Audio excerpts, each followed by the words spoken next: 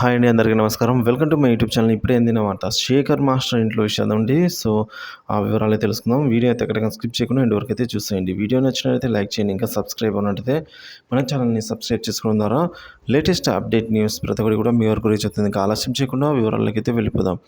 సినీ పరిశ్రమలో వరుస విషాదాలు నెలకొంటున్నాయండి. ఇప్పటికే పలువురు నటీనటులు, టెక్నీషియన్లు మృత్యువాత పడగా ఇప్పుడు తాజాగా కొరియోగ్రాఫర్ శేఖర్ మాస్టర్ ఇంట్లో తీవ్ర విషాదమే నెలకొందని అయితే చెప్పుకోవాలి. ఎందుకంటే శేఖర్ మాస్టర్ అన్న భార్య దుర్గా 10 రోజుల క్రితమే మృతి చెందారు. సో ఈరోజు ఆమె దశదిన కార్యక్రమం జరిగింది. సో ఈ కార్యక్రమాన్ని నిర్వహిస్తున్న నేపథ్యంలో వదిన మృతి చెందిన విషయాన్ని తలుచుకుంటూ శేఖర్ మాస్టర్ ఎమోషనల్ అయ్యారు.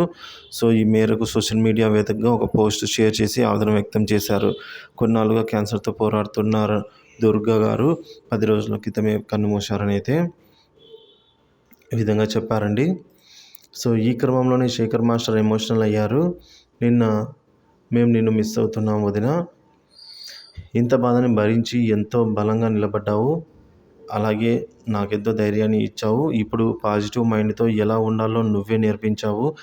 నువ్వు లేవన్న నిజాన్ని ఇంకా జీర్ణించలేకపోతున్నాను. సో ఇప్పుడు నువ్వు మంచి స్థానంలో ఉన్నామని ఆశిస్తున్నాను. సో నువ్వు ఎప్పుడు మాతోనే ఉంటావు అంటూ ఆయన ఎమోషనల్ అయ్యారు.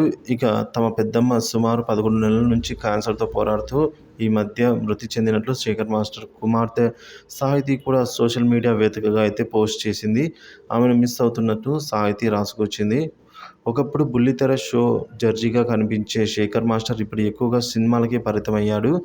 సో స్టార్ కొరియోగ్రాఫర్ అయిపోవడంతో సినిమా సాంగ్స్ మాత్రమే ఎక్కువగా చేస్తూ వస్తూ ఉన్నాడు.